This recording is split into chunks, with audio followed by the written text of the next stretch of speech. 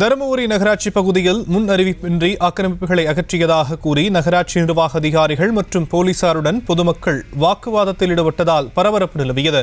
கூடுதல் விவரங்களை நம்முடைய செய்தியாளர் வெற்றிவேல் வழங்க நாம் கேட்கலாம். வெற்றிவேல், விவரங்கள். வணக்கம் ஷாம். அதாவது தருமபுரி நகராட்சி 33 வார்டு இருக்கு. இதுல பாத்தீங்கன்னா திமுக சார்பில் 19 வார்டு உறுப்பினர்களும், அதிமுக சார்பில் 13 வார்டு உறுப்பினர்களும், விடுதலை சிறுத்தைகள் கட்சி சார்பில் 1 வார்டு உறுப்பினர் இருக்காங்க. இதுல பார்த்தோம்னா நகர்மன்ற தலைவராக திமுகவை சேர்ந்த லட்சுமி மாறி இருக்காங்க.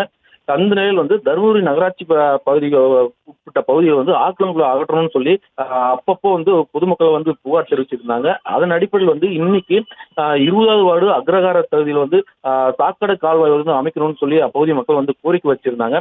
அதனை தொடர்ந்து இன்று நகராட்சி நிர்வாகம் சார்பில் அந்த குடியிருப்பு பகுதியில் இருக்கக்கூடிய அந்த ஆக்கிரமிப்புகளை அகற்றத்துக்காக காவல்துறையின் முன்னிலை அந்த ஆக்கிரமிப்புகளை அகற்றத்துக்கு போயிருந்தாங்க.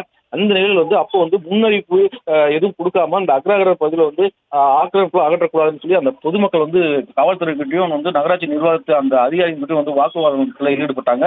இதனால அந்த காவல்துறைக்கும் இவங்களுக்கும் ஒரு சிறு சலசலப்பு ஏற்பட்டது. அப்போது அங்க இருந்து ஒரு பொதுமக்கள் அங்க இருக்கிற அந்த கூட்டு குடிநீர் திட்டத்தோட அந்த பைப் லைனை காலால் எட்டி உதைச்சு தூக்கி போட்டுட்டு அப்பாட்டு போயிட்டே இருப்பாரு. இதனால அந்த பகுதியில் பரபரப்பு ஏற்பட்டுச்சு சார்.